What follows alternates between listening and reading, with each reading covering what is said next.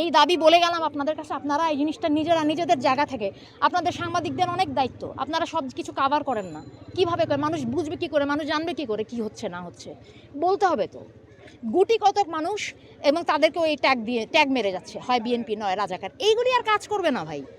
আমাদের নতুন প্রজন্ম যারা মুক্তিযুদ্ধের সময় জন্মও হয়নি, তারা অনেক স্মার্ট, তারা অনেক বুদ্ধিমান, তারা এইগুলি খাবে না। এই মুক্তিযুদ্ধের এইসব আপনি ইতিহাস বয়ান দিবেন, তারা কেউ মুক্তিযুদ্ধের প্রতি অশ্রদ্ধাশীল না। কিন্তু আপনারা তাদের কথা শুনবেন না, দিনের পর দিন অন্যায় করবেন, লাঠি সোটা দিয়ে তাদের সারাক্ষণ শাসন করবেন। তারা কি চুপ করে পুতুল হয়ে বসে থাকবে? বাংলার সন্তান বসে থাকবে? ওরা থাকবে না। ওরা ওদের দায়িত্ব করে ফেলতেছে, আমাদেরকে করতে হবে সেটা। এইটাই অনুরোধ, আর কিছু বলার নাই। মাঝে মধ্যে দেখেছি, 90-এর সময় তো ছিল, আমরা তখন আরো ছোট ছিলাম, কিন্তু ছিল তো।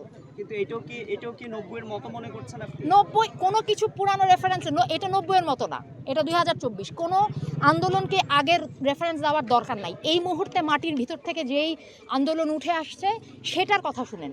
সেই মুহূর্তে যে পরিস্থিতি দেখছেন, এটা কি কোনো গণতান্ত্রিক রাষ্ট্রের পরিস্থিতি মনে হয়? আপনি কথা কেন আমাকে এই ধরনের প্রশ্ন করতেছেন যেটার উত্তর আপনার জানা? এটা আপনারও সময় নষ্ট, আমারও সময় নষ্ট। অবশ্যই এটা গণতান্ত্রিক রাষ্ট্র পরিস্থিতি না, সেই জন্যই তো এই অবস্থা। লাঠিসোঁটা নিয়ে একটা সবচেয়ে বড় প্রশ্ন আপনাদের কাছে, যে একটা বাচ্চা ছেলে ও যে এইভাবে দাঁড়ায় ছিল, ওকে নিরস্ত্র ছেলেকে গুলি করে মারছেন, এইটার জবাব কে দিবে?